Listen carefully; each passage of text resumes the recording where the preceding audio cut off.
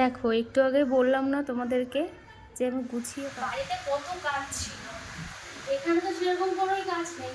আজকে একটা বিছানা, তাও রেগুলারই আমাকে মানে পরিষ্কার, বিছানাটা পরিষ্কারই রাখতে হয়।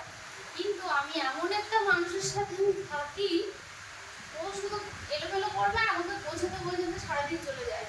আর দেখো এত কিছুর মতো আগে বাড়িতে অনেক কাজ ছিল, কাজ করার মধ্যে আমি ভিডিও করতে পারতাম। এখানে কাজ নেই সেই রকম, কিন্তু ভিডিও করতে পারি না। তারপরে তারপরে বড় কথা কি, এখনো এসেছি ঘরটা ঠিক করে গুছিয়ে উঠতে পারিনি। তো অনেক কিছু কেনাকাটি বাকি আছে। তো কি কি কেনাকাটি করি না করি তোমাদের সাথে সব শেয়ার করবো। আছে আমার এই একটাই খাট, আমার তো এটাই খাট এখন। তো এখানে গুছিয়ে রেখেছি যেগুলো আমার খুব সামগ্রিক জিনিস, এগুলো আমার খুব প্রয়োজন। এটা না হলে তো আমি মরেই যাবো, এই দুটো না হলে। এই আর কি। আর তার মধ্যে ফোন আছেই।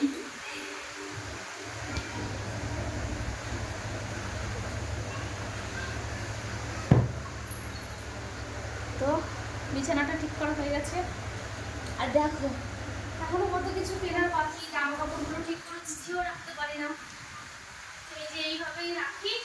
আমি গুছিয়ে রেখেছি, একটু আগেই গুছিয়ে রেখেছি, দেখেছো? ওই দেখো তার নমুনা, দেখো এই দেখো সব কিছু এলোমেলো করে রাখি।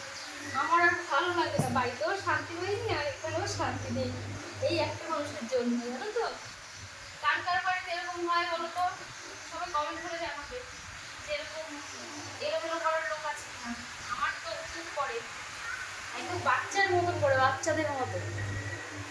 দেখো 5 মিনিট হলো আমি বিছানাটাকে গুছিয়ে গেছি, তার মধ্যে আবার এলোমেলো করা অলরেডি শুরু হয়ে গেছে।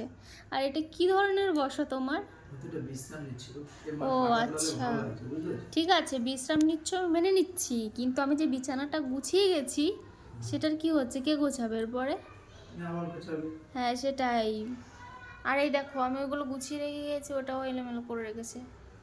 আমার আর ভালো লাগে না, বড় অশান্তির কারণ হচ্ছে এই লোকটাই, জানো তো? বড্ড অশান্তি করে আমার সাথে।